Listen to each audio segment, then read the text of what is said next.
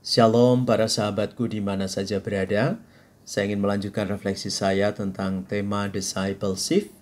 Dan pada bagian ini saya ingin membantu para sahabat untuk mempunyai pandangan yang lebih luas tentang penghayatan kita sebagai murid-murid Tuhan Yesus. Maka pada bagian ini saya membutuhkan 3 kata. Yang pertama adalah mengenal, yang kedua adalah mengalami, dan yang ketiga adalah melayani. Mari kita lihat satu persatu. Kata pertama, mengenal. Saya sudah menyinggung bahwa mengenal Tuhan Yesus itu sangat penting. Karena saya membayangkan demikian para sahabat. Kalau kita sudah mengenal Tuhan Yesus, saya membayangkan proses selanjutnya adalah kita menjadi dekat, kita menjadi akrab, kita menjadi intim, khususnya dalam relasi kita dengan Tuhan Yesus. Dan kalau kita sudah akrab, kita menjadi dekat, lalu proses yang terjadi selanjutnya saya membayangkan demikian. Kita selalu tinggal bersama-sama dengan Tuhan Yesus. Dan masih saya bayangkan lagi, kalau kita sudah tinggal bersama dengan Tuhan Yesus, lalu yang muncul adalah kita bangga menjadi murid-murid Tuhan Yesus. Dan saya masih membayangkan lagi, kalau kita sudah bangga menjadi murid-murid Tuhan Yesus, maka proses yang terjadi selanjutnya adalah kita setia, kita loyal menjadi murid-murid Tuhan Yesus.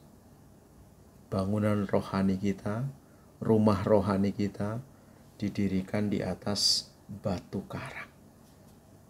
Menjadi kokoh.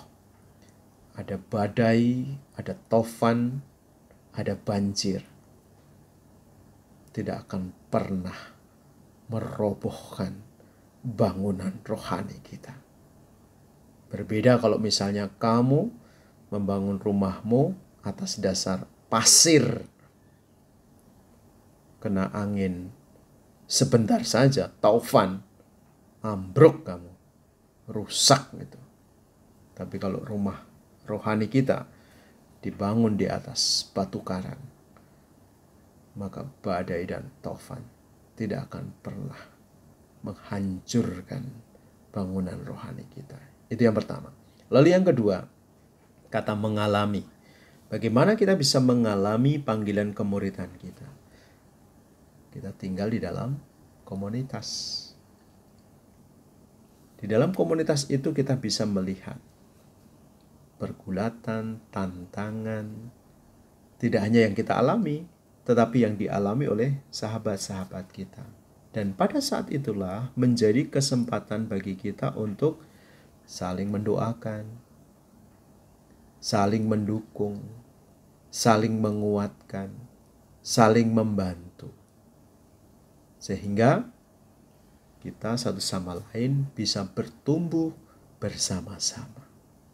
Maka komunitas-komunitas di dalam gereja, kegiatan-kegiatan rohani di dalam gereja, di tengah komunitas ini sangat penting.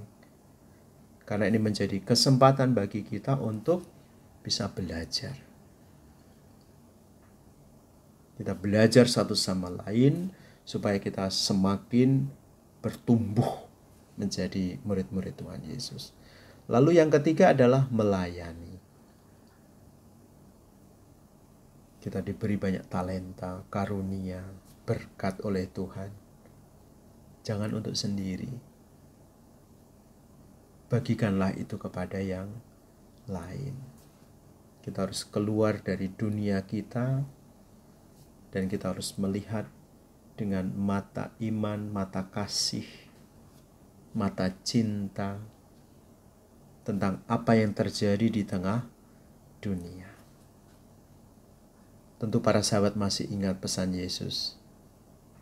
Apa yang kamu lakukan bagi saudaraku yang paling hina ini, kamu melakukannya untuk aku.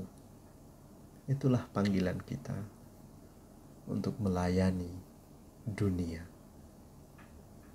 Dan setiap saat ketika kita berjalan, ketika kita berdoa, ketika kita dalam hening, kita mendengarkan tangisan-tangisan dunia. Tangisan dunia yang memanggilmu untuk melayani, untuk menarik hatimu, untuk menarik matamu, supaya bisa melihat kebutuhan-kebutuhan dunia. Dan pada saat itulah kesaksianmu sebagai murid-murid Tuhan Yesus benar-benar diuji. Dan saya yakin apa yang dikatakan oleh gereja, sukacita, dukacita, kegembiraan yang dialami oleh dunia juga dialami oleh kita. Dan itulah kita dipanggil untuk bisa bersama-sama dengan mereka. Maka para sahabatku yang dicintai oleh Tuhan, 3 poin ini sangat penting dalam panggilan kemuridan kita. Yang pertama adalah mengenal, yang kedua adalah mengalami, dan yang ketiga adalah melayani. Tuhan Yesus memberkatimu. Semoga di mana saja kamu berada, kamu menjadi murid-murid Tuhan Yesus yang bisa diandalkan. Amin. Dalam nama Bapa dan Putra dan Roh Kudus. Amin.